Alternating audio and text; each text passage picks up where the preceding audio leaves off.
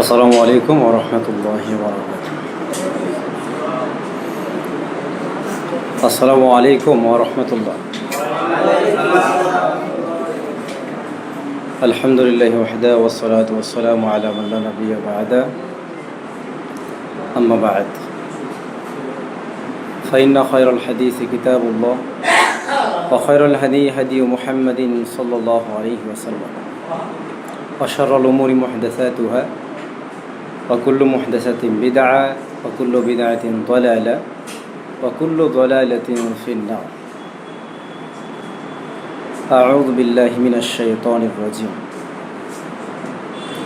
وما آتاكم الرسول فخذوه وما نهاكم عنه فانتهوا واتقوا الله إن الله شديد العقاب. প্রশংসা আল্লাহ তাআলার জন্য, শান্তি অবতীর্ণ হোক মুহাম্মদ মুস্তাফা সাল্লাল্লাহু আলাইহি ওয়াসাল্লামের উপর। আল্লাহুম্মা সাল্লি আলাইহি আল্লাহুম্মা বারিক আলাইহি। আপনারা সবাই কেমন আছেন? যাক, আলহামদুলিল্লাহ সবাই ভালো আছেন। আমি আপনাদের সামনে যে টপিক নিয়ে আলোচনা করতে যাচ্ছি, খুব পরিচিত একটা টপিক নিয়ে আলোচনা করব।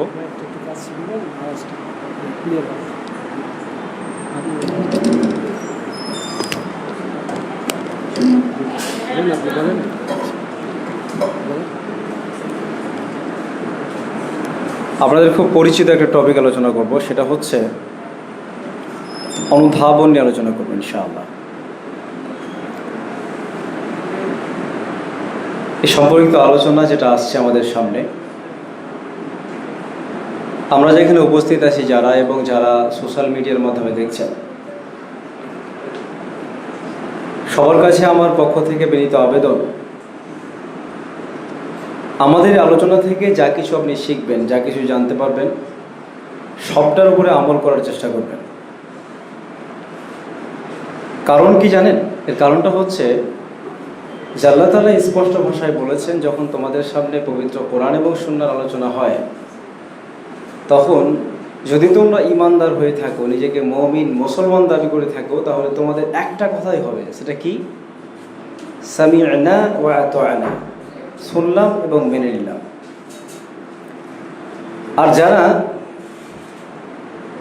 আল্লাহকে ভালোবাসেন না, আল্লাহকে মানতে চাই না, আল্লাহকে বিশ্বাস করে না, তাদের মুখে একটা কথা হয়, সামি'না ওয়া আসাইনা, আমরা শুনলাম, প্রত্যাখ্যান করলাম, মানলাম না।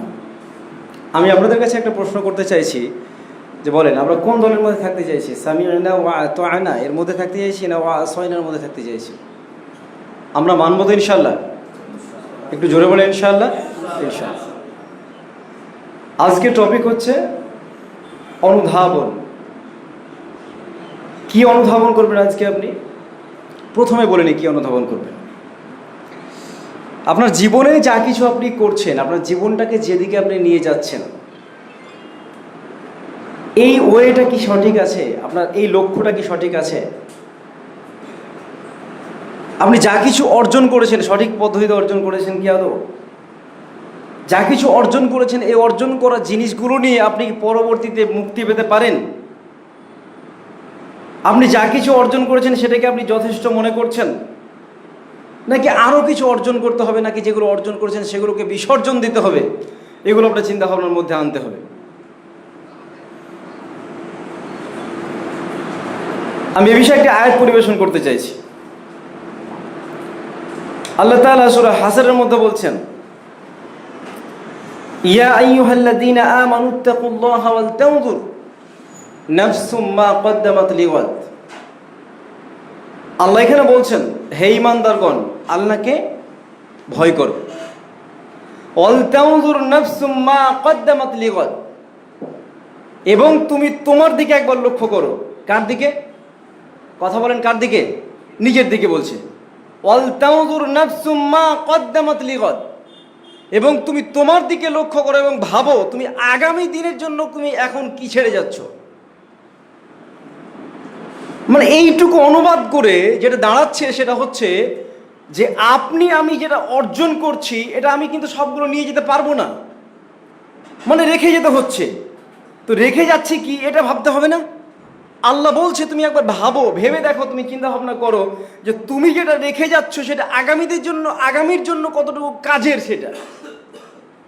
মানে আপনি যেখানে যেতে চাইছেন বা যাবেন, আপনার আগে যারা চলে গিয়েছে এই মানুষগুলো আলটিমেট একটা জায়গাতে গেছে। ওই আলটিমেট জায়গায় যাওয়ার পরে তার তো একটা রসদ লাগবে। তুমি সেই রসদের জায়গাটা ঠিকঠাক করেছো কিনা, তুমি সেই রসদটা নিতে পেরেছো কি পারোনি, এটা আমাকে ভাবতে বলছে। কে বলছে ভাবতে?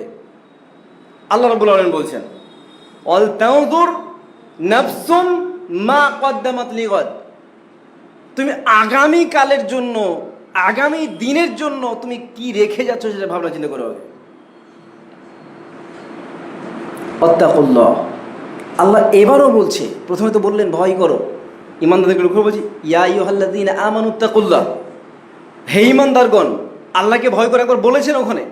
এবার আলাদা করে আল্লাহ বলছে ওয়াত্তাকুল্লাহ, আল্লাহকে ভয় করো। ইন্নাল্লাহা খাবীরুম বিমা তা'মালুন।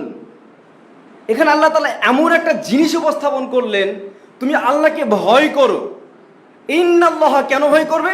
আল্লাহ তাআলা খাবীরুম বিমা তা'মালুন, তুমি যা কিছু করো, তুমি যা কিছু করছো, যা কিছু করেছো, সমস্ত বিষয়ে সবচাইতে বেশি অবগত কে আছেন? বুঝলেন না? কে বেশি অবগত আছেন? আল্লাহ রাব্বুল আলামিন। তার মানে আপনার কর্মকাণ্ড যা কিছু করেছেন আপনি সবটাই দেখছেন কে?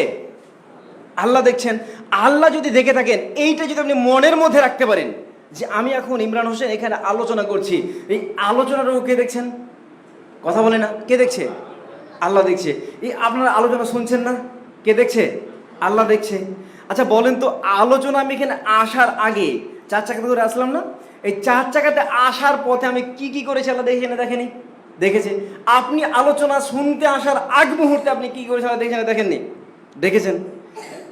আপনি আপনার সার্বক্ষণিক সব সময় যা কিছু করেন সব কিছু একেবারে সুস্পষ্ট রূপে কে দেখছেন?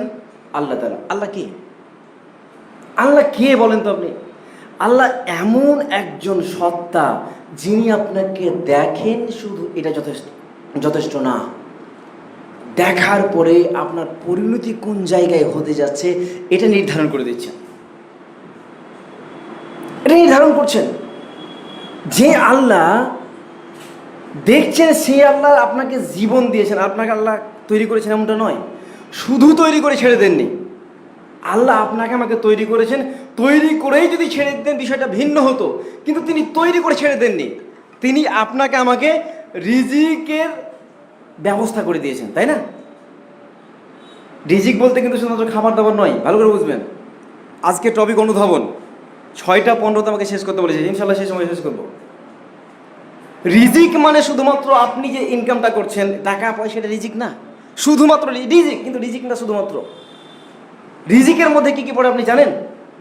রিজিকের মধ্যে পড়ছে আপনার পোশাক আশাকটা রিজিকের মধ্যে পড়ে, আপনার ঘুমটা রিজিকের মধ্যে পড়ছে, আপনার সুসম্পর্ক রিজিকের মধ্যে পড়ছে, আপনার সাথে যে সমস্ত আপনার সার্কেলে যারা ঘোরাঘুরি করছে, যারা আপনার সাথে উত্তম আচরণ করছে, তারা রিজিকের মধ্যে পড়ছে।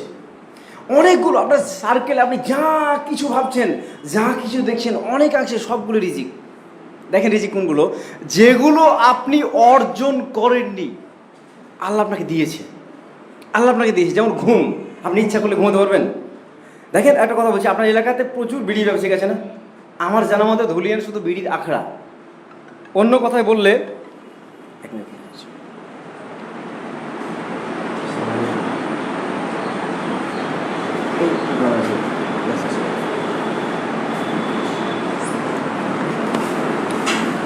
আপনাদের এলাকাতে বিড়ির ব্যবসায়িক আছে তো? অন্য কথায় বললে টোটাল হারামের ফ্যাক্টরি এটা, এতে কোনো সন্দেহ নাই। 100% হারাম, এতে কোনো সন্দেহ নাই। এই বিড়ির ফ্যাক্টরির যারা মালিক, তারা কোটি কোটি টাকার মালিক না? এই কোটি কোটি টাকার মালিক হওয়ার পরেও ভালো করে খোঁজ নিয়ে দেখেন, গিয়ে রাতের বেলাতে ঘুমের ট্যাবলেট খেয়ে ঘুমাতে হয়, ঘুম আসে না। আপনার কেন ঘুম আসে? আপনার ঘুম তো আসবে, আল্লাহ আপনাকে রিজিকটা দিয়েছে, কিন্তু তাকে যে রিজিকটা দেওয়া হয়েছিল সেটা সঠিকভাবে ইউটিলাইজ করেনি, ব্যবহার করেনি। আল্লাহ রিজিকটাকে ছিনিয়ে নিয়েছে, তার জন্য কী করতে হচ্ছে? রিজিকটাকে কিনতে হচ্ছে। প্রতিদিন ঘুমের ওষুধ কত পরিমাণ বিক্রি আপনি জানেন? আপনার চিন্তা ভাবনার বাইরে, আমার চিন্তা ভাবনার বাইরে। আপনি যা কিছু দেখছেন, এই ঘুমের ওষুধ বলেন, আপনার সুস্থতা বলেন, সুস্থতা একটা রিজিক না? আপনি সুস্থ থাকবেন, এটাও একটা রিজিক। তো আপনি সুস্থ আছেন, ঘুম আপনার সঠিক সময় হচ্ছে, সঠিক সময়ে বাড়ি পৌঁছতে পারছেন, সবটাই রিজিকের মধ্যে পড়ছে না? এগুলো রিজিক। তা আল্লাহ আপনার রিজিকের ব্যবস্থা করেছেন, খাদ্যের ব্যবস্থা করেছেন। অনেক বিষয় আছে যেগুলো আল্লাহই ব্যবস্থা, কোনো কিছু না, আপনি নিজে থেকে কিছু করতে পারেন না। একটু অনুধাবন করেন, ওই আল্লাহ যিনি সর্বপ্রকারের ক্ষমতাবান, আপনার উপরে নয়, পুরো ব্রহ্মাণ্ডের মধ্যেই তিনি ক্ষমতাবান। তিনি সকল কিছুর উপরে সমান ক্ষমতাবান। তার ক্ষমতা সব জায়গাতে বিস্তার আছে, বিস্তৃত আছে। তিনি কোন বললেই সব কিছু হয়ে যায়। সেখানে আপনি চিন্তা ভাবনা করেন, যখন আপনি একটা জিনিস ভাবনা চিন্তা করছেন, একটা জিনিস করার চিন্তা ভাবনা করছেন, তখন আল্লাহ সরাসরি দেখছেন। যখন চিন্তা ভাবনা করেছেন তখনও তিনি জানতেন, যখন আপনি করে ফেললেন তখনও তিনি জানেন। এবার করে ফেলার পরে পরিণতি সম্পর্কে তিনি ভালো জানেন, আপনার পরিণতি কী হবে। এখন আপনি ভাবেন যে আপনার পরিণতি আপনার কর্মের অনুযায়ী যদি হয়, আর এটা যদি ভাবেন যে আল্লাহ এই পরিণতি ঠিক করে রেখেছে, তাহলে আপনার এই চিন্তা যদি থাকে সব সময়ের জন্য, আপনার দ্বারা পাপ হবে? কথা বলছে না, পাপ হবে আপনার দ্বারা? হবে না। তাহলে আপনি এক কাজ করেন, আপনার চিন্তা ভাবনাতে একটা জিনিস রাখবেন আজকের দিন। কি রাখবেন? যে আল্লাহ, আমি যা কিছু করছি তুমি তো সবই দেখছো, সুতরাং আমার আজকের পর থেকে যতগুলো কাজ হবে সমস্ত কাজগুলো তোমার সন্তোষের জন্য হবে। আপনার সকালবেলা রাত্রেবেলা ঘুমানো থেকে নিয়ে আমার রাত্রেবেলায় ঘুমানো পর্যন্ত সবটাই ইবাদতের মধ্যে ইনক্লুড করা যেতে পারে। আমরা ঘুমানোটা যদি ইসলামিক ওয়েতে হয়ে যায়, আমরা ঘুমানো যদি ইসলামিক ওয়েতে হয়, আপনি ঘুম থেকে উঠলেন, ঘুমানোর সময় ইসলামিক ওয়েতে ডান কাটে শুয়ে গেলেন, যে দোয়াগুলো আছে আল্লাহুম্মা বিসমিকা আমুতু আহিয়া বলে ঘুমালেন। আমার রাত্রেবেলায় কী করলেন? উঠলেন, প্রস্রাব করতে যাচ্ছেন, টয়লেট যাচ্ছেন, টয়লেটে যখন যাবেন তখন বাম পাটা আগে ঢুকাবেন, ঢুকার আগে একটা দোয়া বলবেন, আল্লাহুম্মা ইন্নী আউযু বিকা মিনাল খুবুসি ওয়াল খাবাইস। এই দোয়াটা বলে বাম পা ঢুকাবেন। আচ্ছা, থ্যাংক ইউ, জাযাকাল্লাহ খাইরান। তো বিষয় হচ্ছে যে আপনি যখন বাম পা ঢোকাচ্ছেন, কার নির্দেশ এটা বলেন তো? কথা বলছে না, কার নির্দেশ? আল্লাহর নির্দেশ, রসুলের কথা কি না? রসুল বলছে তুমি যখন ঢুকবে তখন বাম দিকে বাম পা ঢুকিয়ে প্রথমে দোয়া বলবে। আমরা অনেক সময় কী করি, টয়লেটে যখন ঢুকে যাই তখন আগে ঢুকার পরে পরে দোয়াটা বলি কি বলি না? আমি দেখেছি এটা, আমি নিজে পরীক্ষা করে দেখেছি। আমার মসজিদে যারা মুসল্লি আছে তাদেরকে বললাম, আচ্ছা চাচা আপনি বলেন তো প্রস্রাব করতে জানেন? যখন প্রশ্নটা করলাম তখন হা হা করে হাসছে। আসব ব্যাপার, কতদিন থেকে, আমার বয়স আজকে 20-25 নয়, আজকে 60 বছর বয়স, প্রস্রাব করতে জানবো না? কথাটা কিন্তু ঠিকই কথা, প্রস্রাব করতে জানবেন। আচ্ছা বলেন তো কেমন করে প্রস্রাব করেন? উনি বলেন এমন করে প্রস্রাব করি। আচ্ছা বলেন, আমি একটা রেখা টেনে দিলাম, রেখা টেনে বললাম, আচ্ছা চাচা আপনি এখানে ভাবেন যে এইটা একটা টয়লেট, এখন আপনি বলেন এই টয়লেটে ঢুকেন কী করে? উনি যে উঠছেন তো লজ্জায় মরছেন, যে টয়লেট তো না। আপনাকে প্রাথমিক করে যে ভাবতে হবে টয়লেট কিনা, ভাবেন টয়লেট, আপনি জাস্ট একটু ঢুকে দেখেন টয়লেটে, দুয়া দুটো সব উনি জানেন। উনি যখন ঢুকছেন আরও মুসল্লি সব মুসকি মুসকি হাসছে, কেউ একটু হা হা করে হাসছে, যে হাসেন প্রবলেম না, একটু দেখেন ভালো করে। উনি যখন ঢুকছেন, ঢুকে গিয়ে বলছেন আল্লাহুম্মা ইন্নী আউযু বিকা মিনাল খুবুসি ওয়াল খাবাইস। আচ্ছা বাথরুমের মধ্যে, টয়লেটের মধ্যে দোয়া বলা যাবে? দোয়া বলা যাবে না। চাচাকে বলছি, চাচা আপনি ভুল করে দিয়েছেন। যে কেমন কথা ভুল করলাম? এটাই তো করে আসছি। জি আপনি এটা করে আসছেন, ভুল করছেন। তাহলে টয়লেটে ঢোকার পদ্ধতিটা কি? আপনাকে টয়লেটে যাওয়ার আগে, ওই গেটের আগেই আপনাকে দোয়া বলতে হবে, আল্লাহুম্মা ইন্নী আউযু বিকা মিনাল খুবুসি ওয়াল খাবাইস। এই দোয়াটা বলবেন, তারপরে কোন পা? ডান পা নয়, বাম পা আগে ঢোকাবেন। বাম পা ঢুকিয়ে দিয়ে ভেতরে ঢুকে দরজাটা ভালো করে লাগিয়ে দেবেন। তারপর ভেতরে যা কিছু করা, টয়লেটে সব কিছু করে আপনি আবার বেরোবেন। আচ্ছা বেরোবেন কেমন করে? ভেতরে গুফরানাকা বলে বের হবেন। জি না, আপনাকে ভালো করে ডান পা বের করে আপনি বলবেন গুফরানাকা। এটা হলো ইবাদত। আচ্ছা বলেন তো, এই প্রস্রাব পায়খানা করলে লাভ কার? আপনার না আল্লাহর? কথা বলছেন আপনারা, ভাষা বোঝেন না। প্রস্রাব পায়খানা করলে লাভ কার? যদি ধরে রাখেন ক্ষতি কার? আপনারই ক্ষতি। তো যেহেতু আল্লাহর কোনো লাভই নেই, সবটাই আপনার লাভ, আপনার লাভ করতে গিয়ে ইবাদত হচ্ছে, তো একটা প্লাস পয়েন্ট না? আচ্ছা আপনারা কুরবানি করেছেন না করেননি বলেন তো? কিছুদিন আগে কুরবানি করেননি? আচ্ছা কুরবানি যে করলেন, মাংস খেয়েছে কে? আল্লাহ খেয়েছে? আল্লাহ বলছেন লা ইয়ানালুল্লাহু লুহুমুহা ওয়ালা দিমাউহা ওয়ালাকিন ইয়ানালুহুত তাকওয়া মিনকুম। বলছে তোমাদের কুরবানির রক্ত মাংস আল্লাহর কাছে পৌঁছায় না। কি পৌঁছায়? তোমাদের এখানে কি আছে এইটা পৌঁছায়, এখানে কি আছে তাকওয়া পৌঁছায়। আচ্ছা আমার মতো দাঁড়িয়ে আছে এরকম একটা কোট পরে, আমি ধরেন কোট পরেছি জাকির নায়েক, কোটটাই পরলে কি জাকির নায়েক হওয়া যায়? হওয়া যায় কি? হওয়া যায় না ভাই। মাথায় টুপি, এটা দাড়ি, এইভাবে দেখিয়ে দিয়ে কি পরেশগাড়িতে দেখানো যায়? দেখানো যাবে না। এটা দাড়ি দিয়ে পরেশগাড়িতা, এই পাঞ্জাবি জুব্বা পরে পরেশগাড়িতা হয় না। পরেশগাড়িতা হয় এখান থেকে। আল্লাহ বলছেন লা ইয়ানালাল্লাহু লুহুমুহা ওয়ালা দিমাউহা ওয়ালাকিন ইয়ানালুহুত তাকওয়া মিনকুম। আল্লাহ বলছেন কি জানেন? আল্লাহ বলছে তোমাদের কুরবানির পশুর রক্ত মাংস আমার কাছে পৌঁছায় না, পৌঁছায় কি? কথা বলেন। পৌঁছায় তাকওয়া। এখানে ভয় লাগবে। ভয় কেমন ভয়? এই কুরবানির নির্দেশ কার বলেন তো? আল্লাহর নির্দেশ। ফাসল্লি লিরব্বিকা ওয়ানহার, ফাসল্লি লিরব্বিকা ওয়ানহার, সালাত আদায় করো এবং কুরবানি করো। কার নির্দেশ? আল্লাহর নির্দেশ। তারপরে নির্দেশ পালন করছেন আল্লাহর, ইবাদত হয়ে গেছে তো এটা। মাংস খেয়েছেন আপনি, প্রতিবেশী উপকৃত হয়েছে, আপনি উপকৃত হয়েছেন, আপনি প্রোটিন পেয়েছেন, আপনার শরীর গঠন করেছেন আপনি, ক্ষতিগ্রস্ত আপনি হবেন, আপনি লাভবান হয়েছেন। ইবাদত হচ্ছে কার? আল্লাহ তাআলার হচ্ছে। আপনি চিন্তা করেছেন?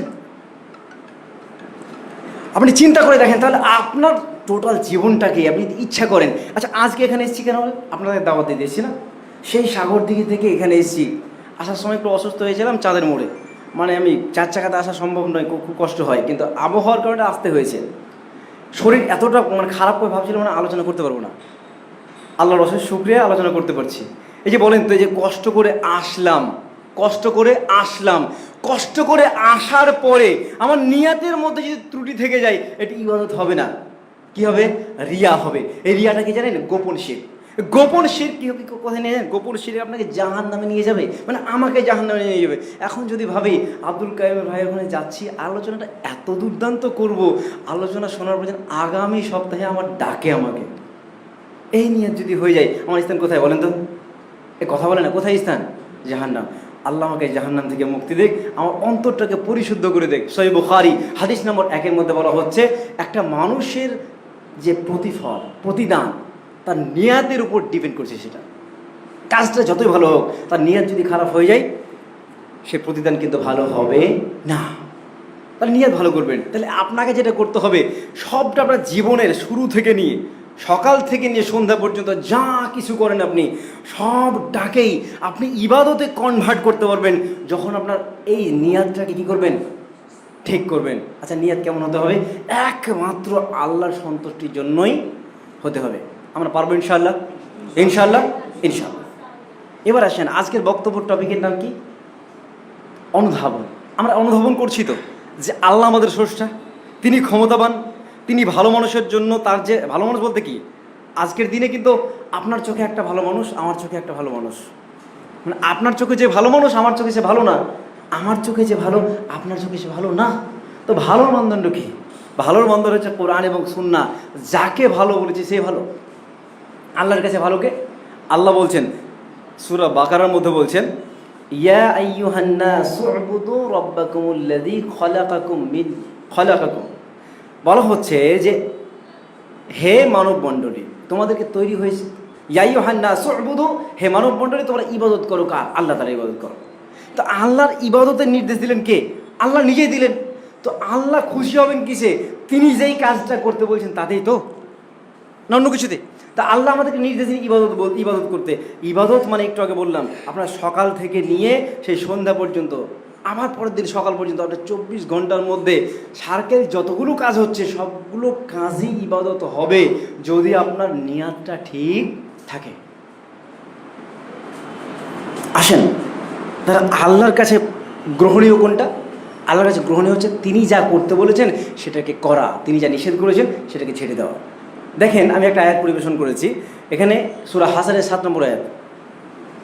আল্লাহ বলছেন, ওমা আতাকুমুর রাসূলু ফাখুযুহু, রসুল তোমাদেরকে যেটা দেয় সেটাকে গ্রহণ করো। ওমা নাহাকুম আনহু ফান্তাহু, এবং তোমাদেরকে যেটা নিষেধ করে সেটাকে ছেড়ে দাও। ওয়াত্তাকুল্লাহ, এবং আল্লাহকে ভয় করো। ইন্নাল্লাহা শাদীদুল ইকাব, কেন ভয় করবে জানো? কেন ভয় করবে এটাও গুরুত্বপূর্ণ।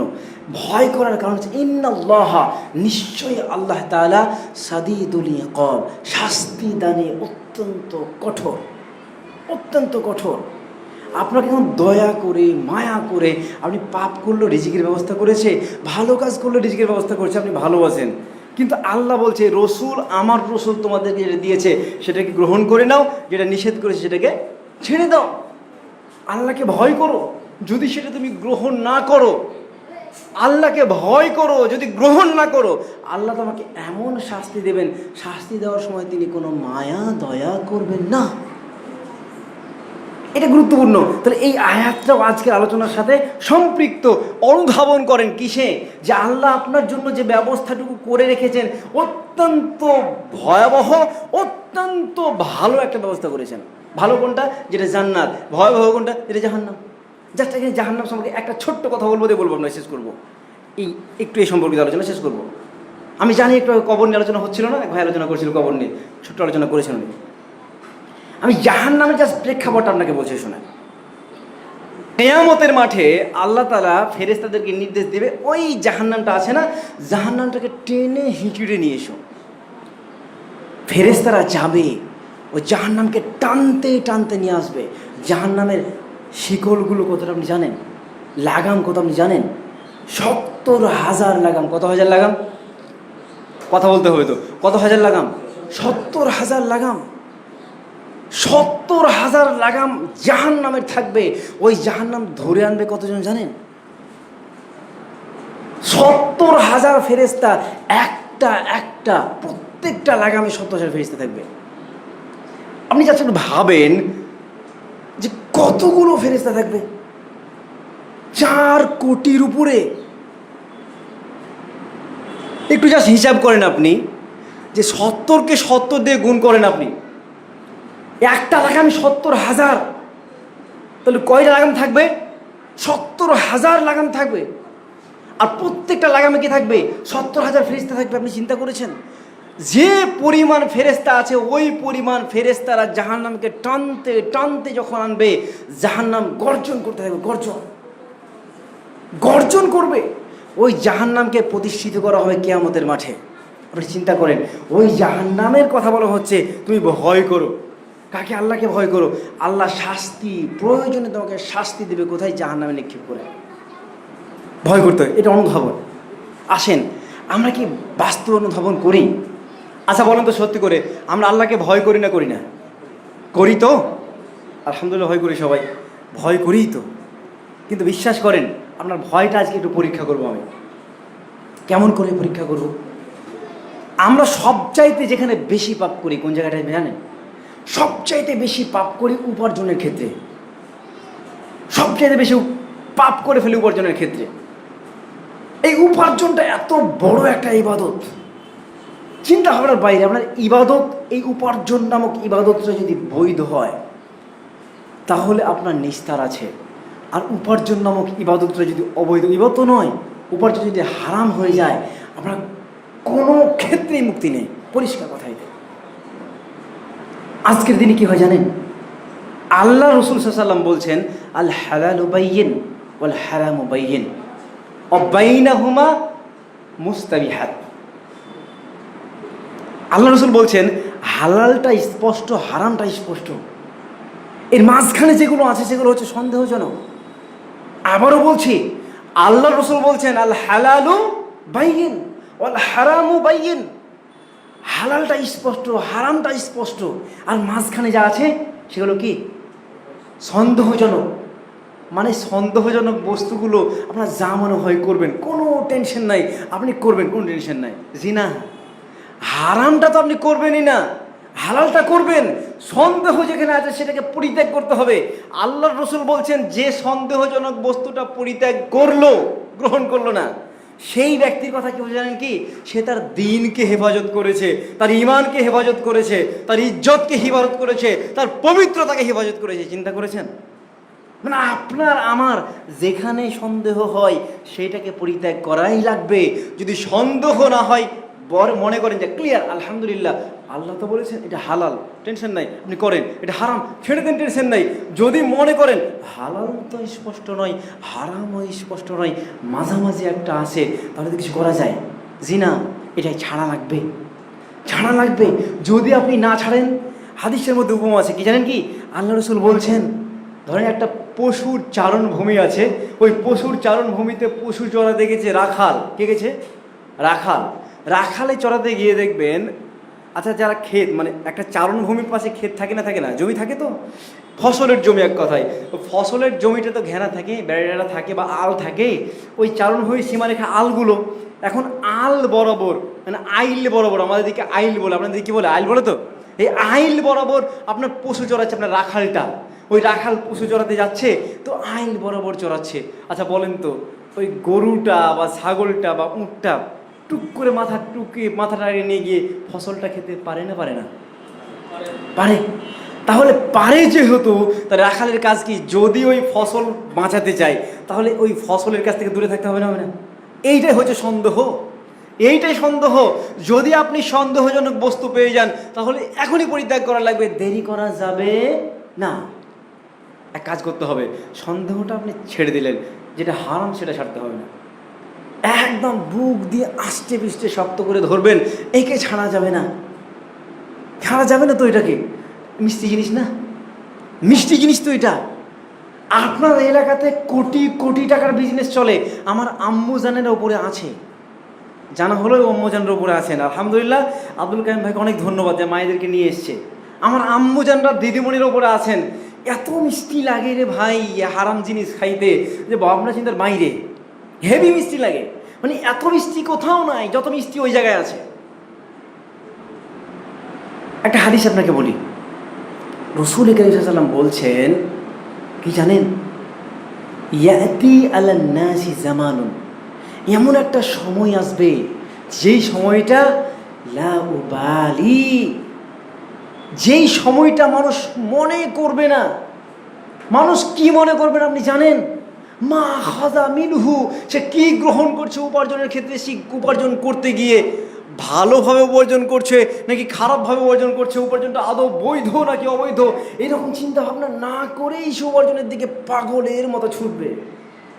চিন্তা করেছেন আমিনাল হালাল আমিনাল হারাম, এই ভাববে না এটা হালাল নাকি হারাম, ভাববে না, উপার্জন হলেই হলো। আমার এক বন্ধু আছে, আমার বন্ধু বলছে কি জানেন? আরে ভাই পৃথিবীতে সবচেয়ে টাফ কি জিনিস? কিন্তু কি? ইনকাম করাটা টাফ। আমি জানি টাফ। কোন ইনকাম করাটা টাফ? হালালভাবে ইনকাম করাটা টাফ, উপার্জন করাটা টাফ, কঠিন ব্যাপার। আজকের দিনে সহজ কি? হারামভাবে উপার্জন করাটা সহজ। তো হারামভাবে উপার্জন না, ইনকামটা কি?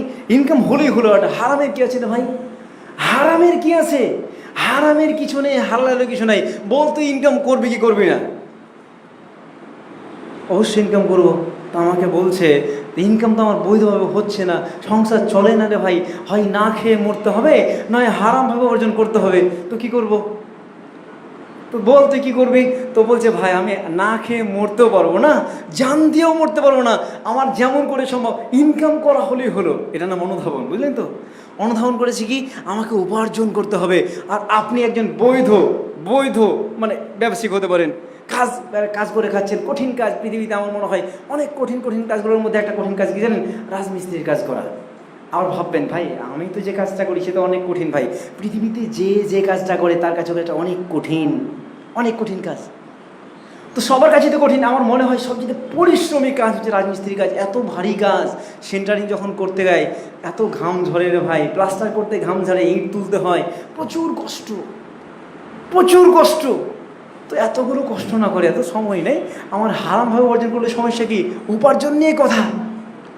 তো বলছে যে আমি যদি মারা যাই জান দিয়ে মারা যাবে, অথবা না খেয়ে মরতে হবে, তো কোনটা মরবো? আমি সহজ করে বললাম ভাই শোন, পরিষ্কার ক্লিয়ার কথা বলি, আল্লাহ তোকে ইবাদতের জন্য পাঠিয়েছে না পাঠায়নি? বলেন তো পাঠিয়েছে না পাঠায়নি? ইবাদতের জন্য পাঠিয়েছে। আচ্ছা রিজিকের ব্যবস্থা কে করে? কথা বলে না, কে করে রিজিকের ব্যবস্থা? আল্লাহ করে। তো আচ্ছা বলেন তো, যেই মানুষটা আজকে কোটি কোটি টাকা হারাম বিজনেস করে ইনকাম করছে তার রিজিক কে করছে? আল্লাহ করছে। তো আল্লাহ করছে। আর যেই মানুষটা আজকে দিন আনে দিন খায়, আজকে যদি কাজে না যায়, আজকে খেতে পাবে না, ওই মানুষ রিজিকের ব্যবস্থা করছে কে? আল্লাহ করছে। রিজিকের ব্যবস্থা তো আল্লাহই করছে। যদি আল্লাহ রিজিকের ব্যবস্থা করে থাকে, এই বিশ্বাস যদি আপনার ভেতরের মধ্যে থেকে, অন্তরে যদি থেকে থাকে যে আল্লাহ রিজিকের ব্যবস্থা করছে, তো আপনার রিজিকের ব্যবস্থা যদি আল্লাহই করে, এটা হারাম পথে আপনি করছেন। রিজিক তো ঠিকই আছে, তাই না? রিজিক তো ঠিক আছে। রিজিক ধরেন আপনার তাকদিরে লেখা আছে এক জনমে আপনি 60 বছরের জীবনে আপনি 1 কোটি টাকা ইনকাম করবেন। কথার কথা বলছি আপনাকে, আপনি বেশি করতে পারেন, আপনি কমও করতে পারেন। তো 1 কোটি টাকা আপনি ইনকাম করবেন কত বছরে? 60 বছরে। এই 1 কোটি টাকা আপনি বৈধভাবেও করতে পারবেন, অবৈধভাবেও করতে পারবেন। হাদিসের রেফারেন্স মনে নেই আমার, ঘটনা একটা হাদিসে আলী রাদিয়াল্লাহু তাআলা আনহু সম্ভবত ঘটনা, এটা আমার ঠিক মনে পড়ছে না, একটু এদিক ওদিক হতে পারে, তো ঘটনা সত্য। ঘটনাটা কি? হযরত আলী রাদিয়াল্লাহু তাআলা আনহুর একদা উটের যে হাওদা, উটের হাওদাটা কিন্তু হারিয়ে যায়। মানে তার উট থেকে হাওদাটা হারিয়ে যায়। কিভাবে? উটটাও কিন্তু চলে যায়। ভালো বোঝেন বিষয়টা। এই উটটা যখন হারিয়ে যায় বা চলে যায়, তখন কোনো একজন পায়। এবার তিনি উটটা খুঁজছেন, উটটা পাচ্ছেন না। তো কোনো রকমে যখন উটটা পেল, তো উপরের হাওদাটা বাস নাই। এবার যিনি পেয়েছিলেন তিনি একটা নির্দিষ্ট বাজার থাকে না, একটা সুনির্দিষ্ট জিনিসের বাজার নেই। ধরেন সবজি একটা নির্দিষ্ট বাজারে পাওয়া যায় কি যায় না? যায়। তো এই সবজি মার্কেটে যেমন সবজি পাই, ওই হাওদারও বিক্রি কেনা বেচা হতো একটা জায়গাতে। ওই হাওদাটা উনি দেখতে গেলেন, আমার হাওদা যখন নাই তখন বিক্রি নিশ্চয়ই হয়েছে। উনি গেলেন একটা সুনির্দিষ্ট দোকানে গেলেন, দোকানে গিয়ে দেখলেন তো নিশ্চয়ই হাওদাটা দেখতে পেলেন যে হাওদাটা কোথায় পেলেন? একজন এই মাত্র আপনি আসার কিছুক্ষণ আগে বিক্রি করে চলে গেছে। কত টাকাতে বিক্রি করেছে? 5 দিরহামে বিক্রি করেছে। উনি বলছেন কি জানেন? আল্লাহর কসম করে বলছি, আমি যদি হাওদাটা তার কাছে পেতাম, আমি আগেই নিয়ত করেছিলাম, আগেই যে ওকে যার কাছে পাবো আমি হাওদাটা, উটটা যার কাছে পাবো, 5 দিরহাম তাকে আমি দিয়ে দেব। কি বুঝলেন আপনি? মানে যেই 5 দিরহামেও বিক্রি করে গেল হাওদাটা, ওটা হারাম না হালাল হলো? যা কথা বলছে না। আচ্ছা, হারাম হলো না হালাল হলো? ওটা অন্যের জিনিস নিয়ে বিক্রি করা, চুরি করা, যদি বিক্রি করা হারাম না হালাল? এবার ওই জিনিস খেয়ে যদি ওর মাংস তৈরি হয়, কি হবে পরে বলছি আমি আপনাকে। হারাম হলো তো।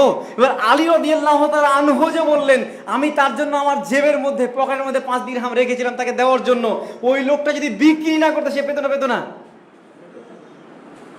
আমার ভাষা বুঝতে পারছেন তো? পেতো তো। তো এই লোকটা দেখেন আল্লাহ রিজিকের ব্যবস্থা করেছে না করেননি? আলীর মাধ্যমে তো করলো। এই রিজিকের ব্যবস্থা করলো তো আল্লাহ তাআলা। এই রিজিকের ব্যবস্থা তিনি হালালভাবে পেতেন না 5 দিরহাম পেতেন, আর ওই লোকটা হারামভাবে পেলো, তো 5 দিরহামই তো পেলো। আরে ভাই, তোমার আমার রিজিক যদি 100 কোটি হয়, তোমার এই 60 বছরের জীবনে তুমি বৈধভাবেই পাবে।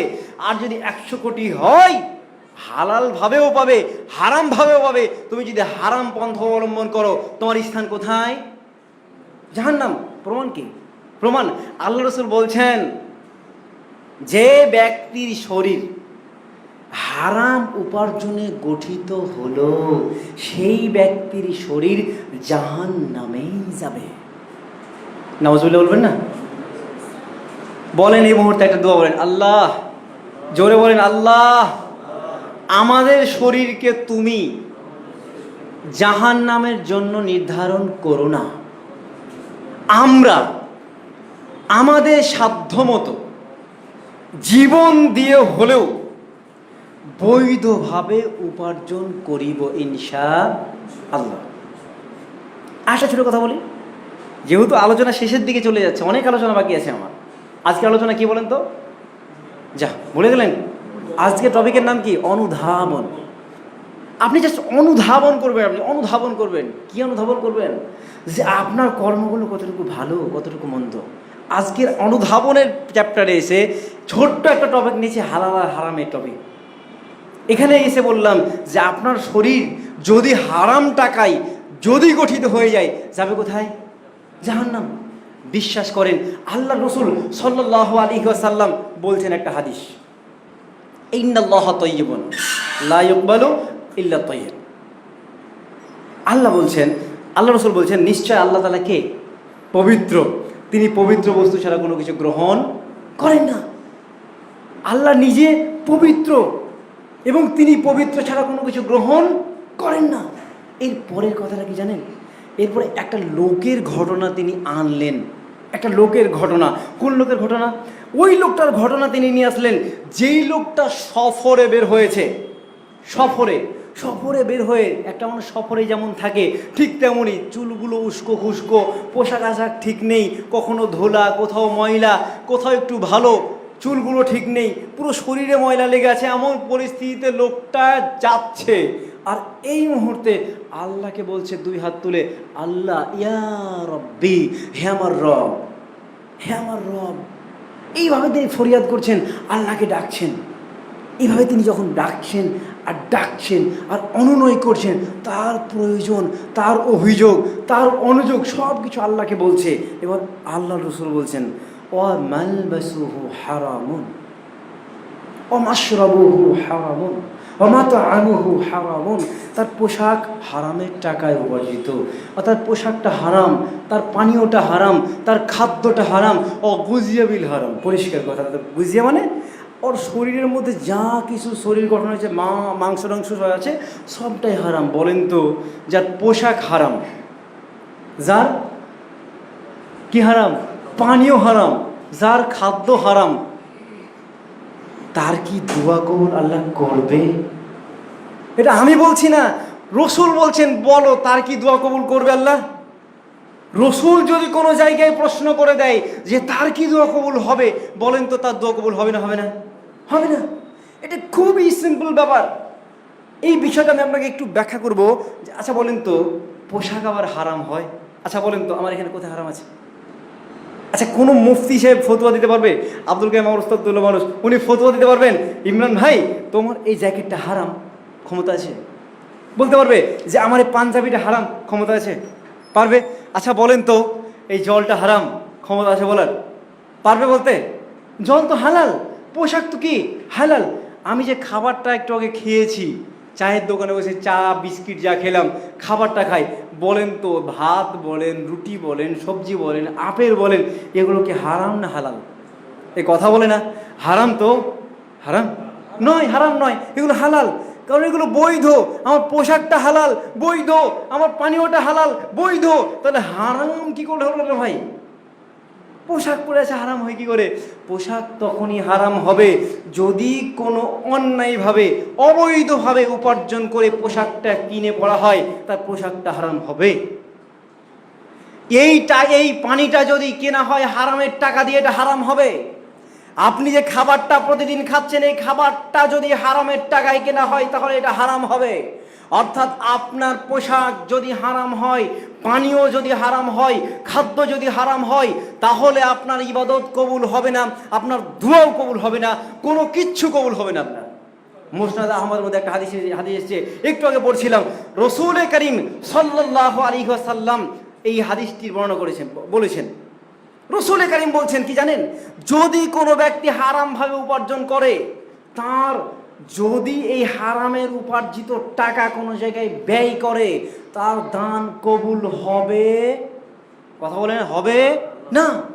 শুধু দানই কবুল হবে না এমন নয়, সে যদি কোনো জায়গাতে নিঃস্বার্থভাবে ব্যয় করে দেয়। আমরা যে দান করলে সম্পদ কমে না বাড়ে? বাড়ে। আল্লাহ রসুল বলছে দান করলে সম্পদ বাড়ে।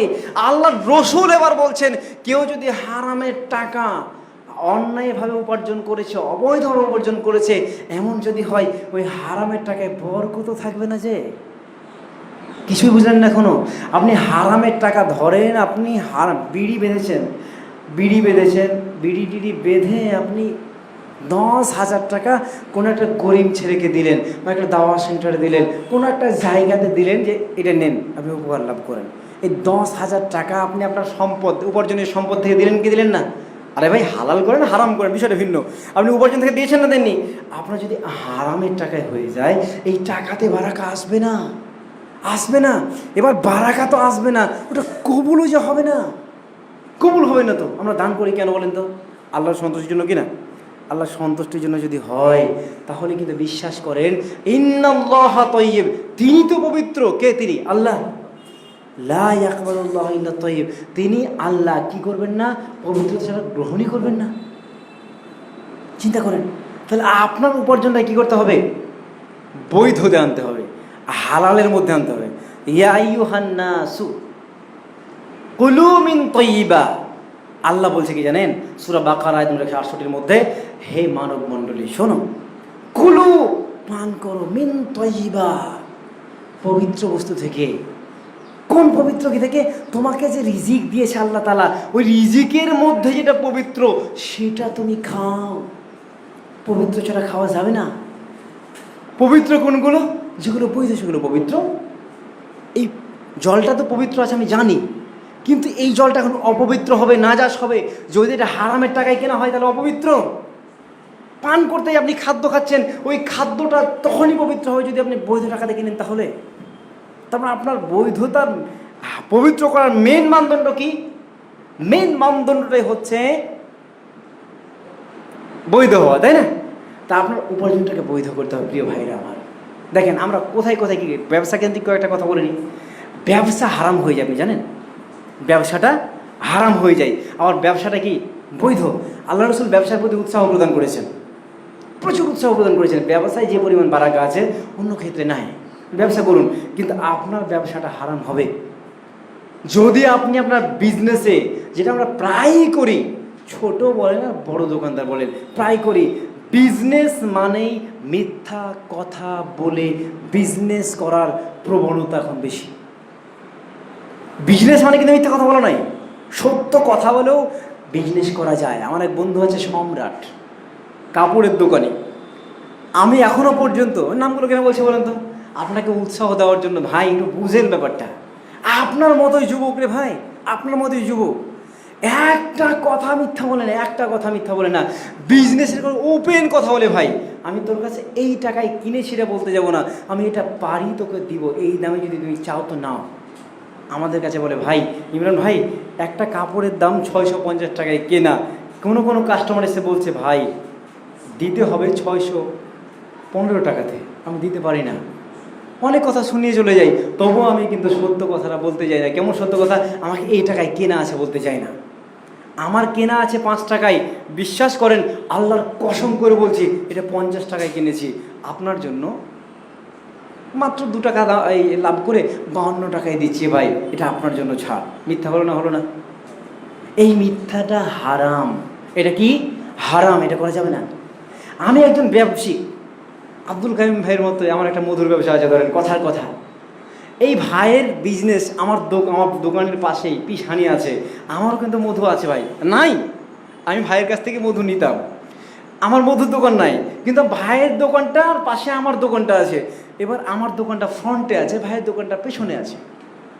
আমি বলছি কি জানেন, আব্দুল কাইম ভাইয়ের দোকান আপনি যাবেন আর বলিয়েন না, ভাইয়ের মালের যা কোয়ালিটি একদম খাওয়ার মতো নয়, আসলে কিন্তু বেস্ট কোয়ালিটি। ওটা পেশানিটা কি বেস্ট কোয়ালিটি, সম্রাট একটা মধু। ওই মধুর বদনাম করছি কেন? আমার স্বার্থের জন্য।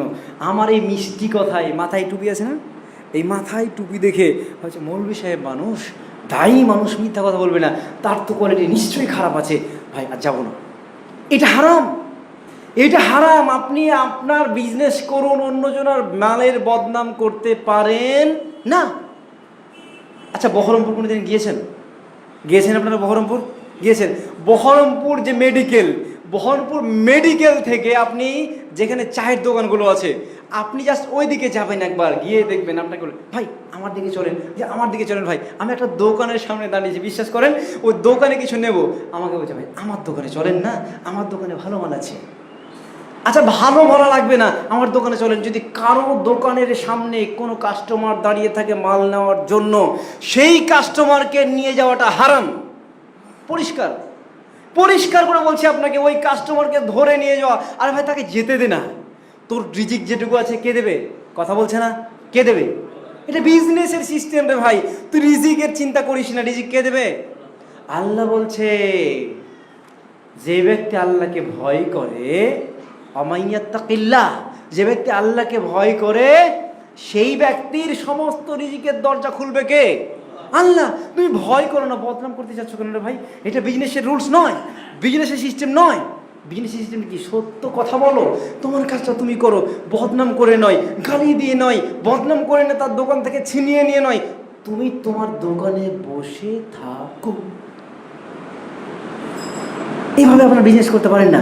আর কয়েকটা পয়েন্ট আছে, পয়েন্টগুলো বলবো। পয়েন্টটা দেখি, বিজনেস, যেহেতু আপনারা বিজনেসের সাথে যুক্ত অনেকে, তাই কিছু কথা বলি না বললে হবে না। আরও কিছু কথা হচ্ছে, সেটা হচ্ছে বিজনেস সংক্রান্ত বিষয়ে কোনগুলো হালাল এবং কোনগুলো হারাম।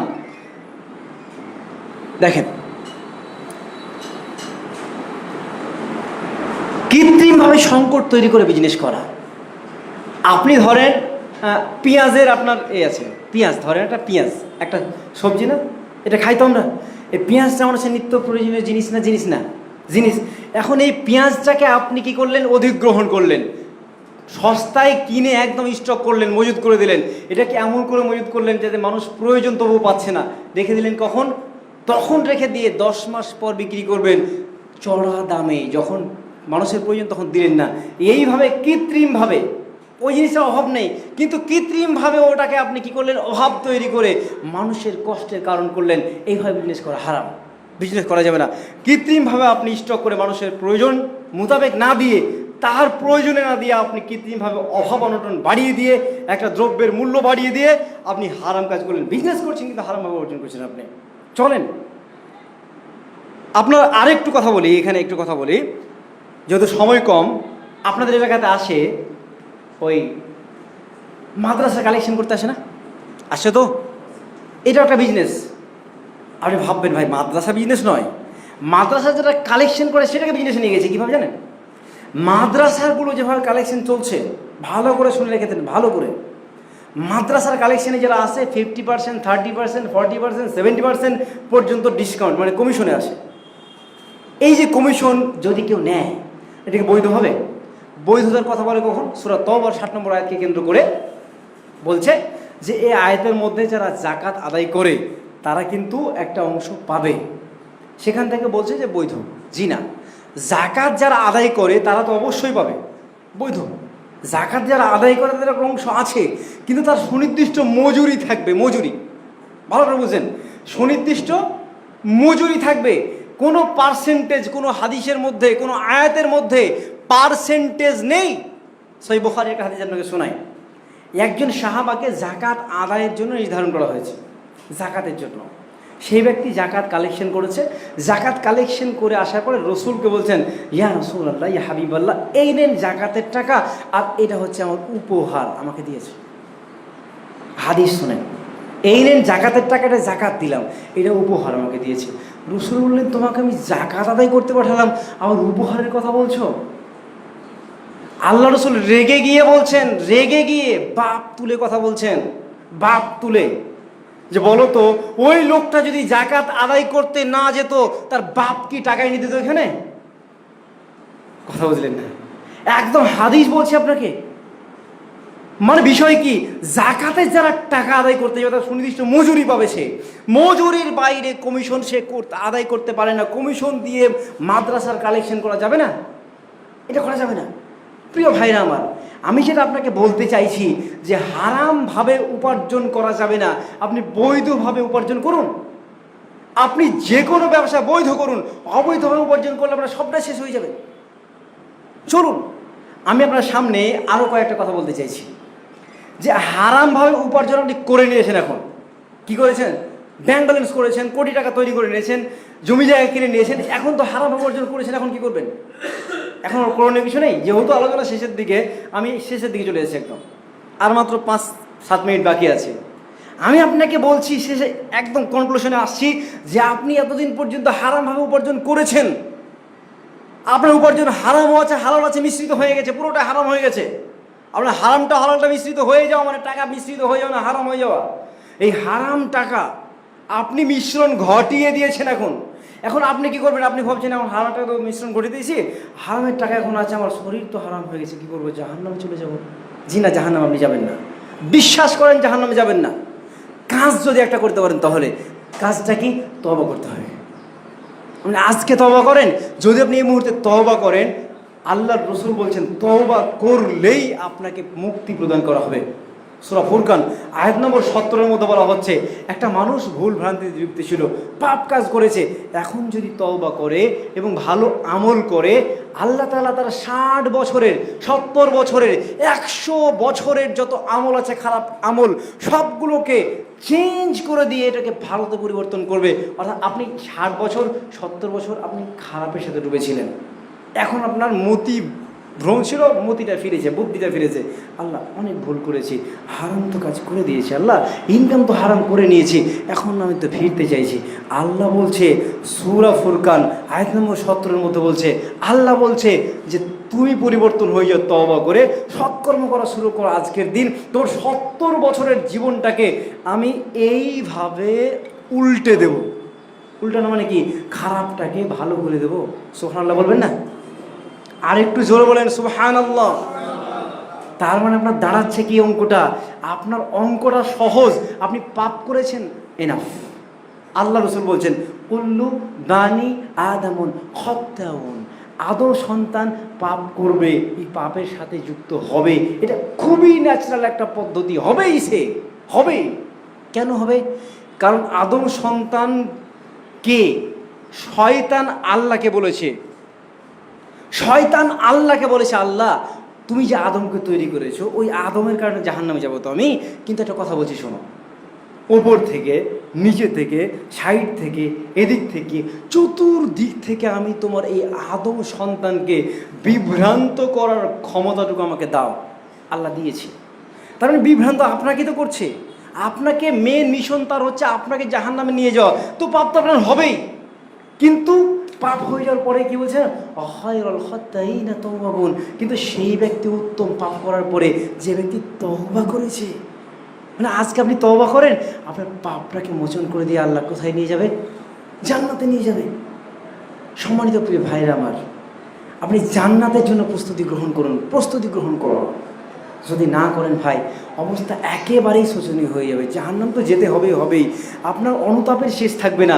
জাস্ট একবারে শেষের দিকে, যেহেতু ভাই আমাকে দিয়ে দিয়েছে আর মাত্র 4 মিনিট সময় আছে, 4 মিনিটে কয়েকটা চিত্র আপনাকে দেখাবো। আপনি কেন পরিবর্তন হবেন, কখন পরিবর্তন হবেন? আপনাকে এই মুহূর্তে পরিবর্তন হতে হবে। কেমন করে? সলাফে সালেহিন তাদেরকে প্রশ্ন করা হচ্ছে, আচ্ছা বলেন তো আমরা পরিবর্তন হব কখন? এই ভাই আপনারা শুনছেন? অন্যদিকে কী আছে ভাই, একটু তাকিয়ে দেখেন না। সলাফে সালেহিনকে বলা হচ্ছে এই যে বলেন তো আমরা যদি মানে করি, মানে খারাপ কাজ করে নিই, তো পরিবর্তন কোন সময় হব? তো পরিবর্তনের উত্তম সময় কোনটা জানেন? ওনারা বলছেন পরিবর্তনের সময় হচ্ছে ইন দিস মোমেন্ট, এই সময়টা হচ্ছে তোর পরিবর্তনের উত্তম ক্ষণ। মানে এখনই পরিবর্তন হবে তোমাকে এই মুহূর্তে। তো এখন কেন পরিবর্তন হবেন আপনি? কি দরকার পরিবর্তন হওয়ার? কারণ থাকতে হবে না? পরিবর্তন হতে হবে কেন এখন আপনাকে বলছি। কয়েকদিন আগে বাংলাদেশের একটা ঘটনা আপনাকে শোনাচ্ছি। যারা বিয়ে করতে যাচ্ছিল 4-5টা গাড়ি নিয়ে, টাটা সুমো আছে, মার্সিডিজ আছে, তারপর আপনার স্করপিও আছে, এইভাবে যাচ্ছিল বিয়ে করতে। তো যেই মানে গাড়িটার মধ্যে বর ছিল, ওই গাড়িটার মধ্যে 8 জন যাত্রী ছিল। বিয়ে করতে যাওয়ার সময় পেছন থেকে মানে লরি এসে ধাক্কা মেরে 8 জনকে শেষ করে দিয়েছে। বলেন তো, যেই লোকটা আজকে বিয়ে করতে যাচ্ছিল, সেই লোকটার মনে কতটুকু তামান্না ছিল, তার সুন্দরী বউকে সে একবার দেখেছে, ভাবছে আজকে যাই, রাতের বেলায় বাসর হবে, আজকে যাই, তারপরে সুন্দর গল্প হবে। এত সুন্দর একটা চিত্রায়িত করে সে যাচ্ছিল। যেতে যেতে যেতে যেতেই হঠাৎ করে রাস্তায় অ্যাক্সিডেন্টটা হলো।